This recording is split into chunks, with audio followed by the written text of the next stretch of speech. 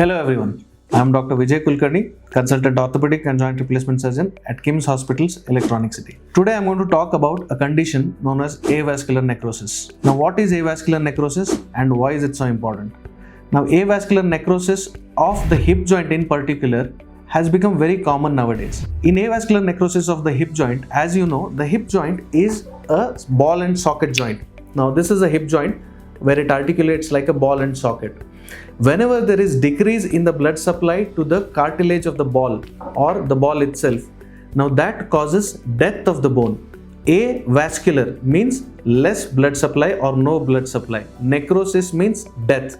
Now, death of the bone because of lack of blood supply is called as avascular necrosis. Now, when does this avascular necrosis happen? Avascular necrosis happens in patients who are on long-term steroid treatments. Most of the times we can't find a real cause, that is why it is called idiopathic. And another most common cause is consumption of alcohol and smoking as well. So interestingly, after COVID, there is an increased incidence of avascular necrosis all over the world, and that has been recorded all over the world, and the exact reason is not quite known. Now what happens? What are the symptoms if you have avascular necrosis? The most common symptom is pain in the groin region.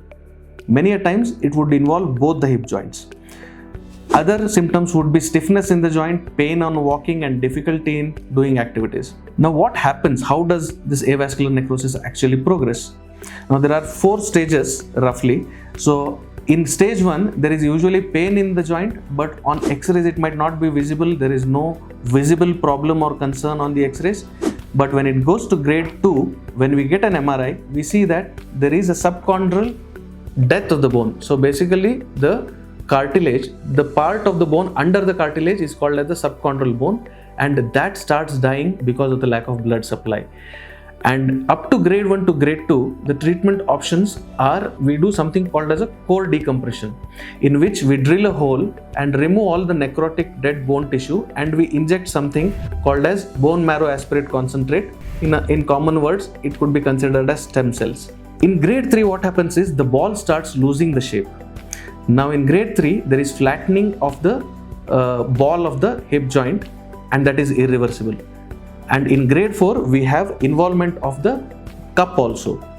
So in grade 3 and grade 4, once the shape is changed, there is no other option but to do a total hip replacement in these patients if they have severe pain. If you find yourself or anybody you know having groin pain, especially during activities, then do make sure that you reach out to the hospital, that is at KIMS Hospital, Electronic City, as early as possible, so that we catch you early and then we can save your hip joint as well.